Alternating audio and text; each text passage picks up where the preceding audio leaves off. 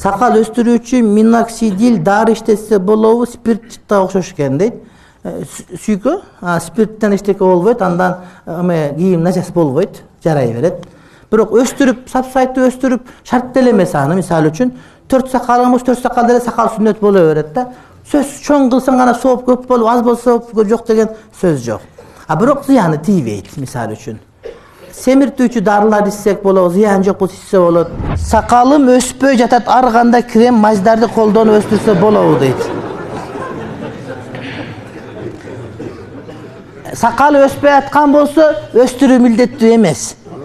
Анан бирок өстүргүн келип аткан болсо, ал дагы каршы эмес. Крем адал болгон болсо жарай берет. Сакал тууралуу кененирээк айтып бересизби дейт. Ого кенен эле маселе жок, сакалдык эми сакал ушу сүннат муаккада жакшы. Сакал койсоң атаң окшойсуң, койбосоң апаң окшойсуң. Не дейинен башка дагы. Сакал койсоң Алымбек татка, сакал койсоң Курманжан татка.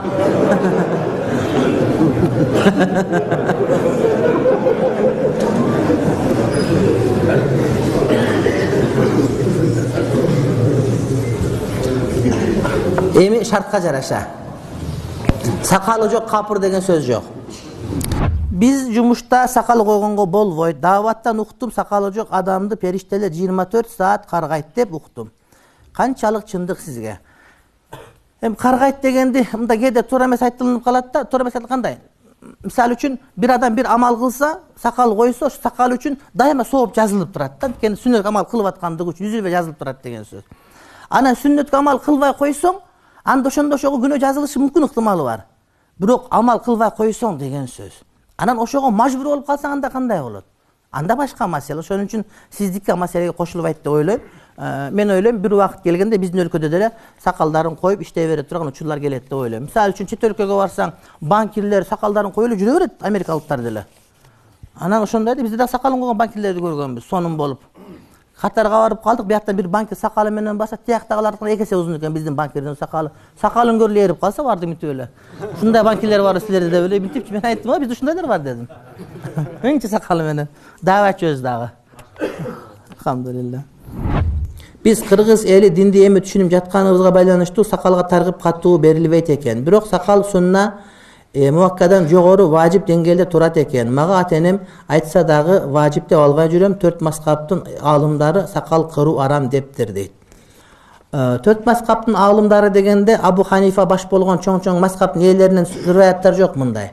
Бул кийинкилерден. Осман империянын убагында Осман империянын бир падыша сакалын кырып алып коюп, анан чочуп кетип, аалымдар китеп жазып башташкан, ошондо сакал кыруу арам деп. Анткени сүннөт бул сакал коюучу. Анан сакал алган адам жок экен, сакал алган чочуп кетишип, ошол арам деп айтып берген алымдар деле көп. Бирок ошолор мазхабка сөзү кошула турган деңгээлдеги туура мазхабтагы адамдар. Бирок айтылган сөзү мазхабка кошулган адамдар десең, жок андай эмес да. Мисалы үчүн азыр бир Ханафи мазхабындагы аалым ошондой деп айтса, Ханафи мазхабы бир маселе айтса, ошол Ханафи мазхабтын маселеси болуп калабы жокпу деген сөз. Али муштахиттен даража жетеби жокпу деген сөз да. Чоң алымдар айткан 4 мазхабты арам деп. Бирок ошол мазхабты карманган алымдар, бирок алардын сөзү мазхабтын маселеси катары кабыл алынышы, бул таптакыр башка маселе. Бул боюнча доктор Салах Абулхаждын жакшы бир 50-60 беттик баксы бар экен. Ошондо окусаңыз билинет да. Мен мурда эле ошону болжолдоп жүргөм, анткени ага чейин жазылган эмес да. Илгерки алымдардан сакал жөнүндө маселе таппайсыз. Анткени аларда сакал алуу деген түшүнүк болгон эмес экен да. Деги эле биздин илгерки үммөттөр бул парз, бул сүннөттү бөлгөн эмес. Бардыгы шарият өкүмдөрү деп кармана берген маселе. Ана Москвада жүргөндө сакалыңызды бир аз оңдосоңуз жакшы эле болот, урматтуу бир тууганым. Анан бир күн камап кетип отурса, өзүңүз айтпай эле оңдоп аласыз. Ошон үчүн ошого чейин эле оңдоп алсаңыз нормалдуу болот.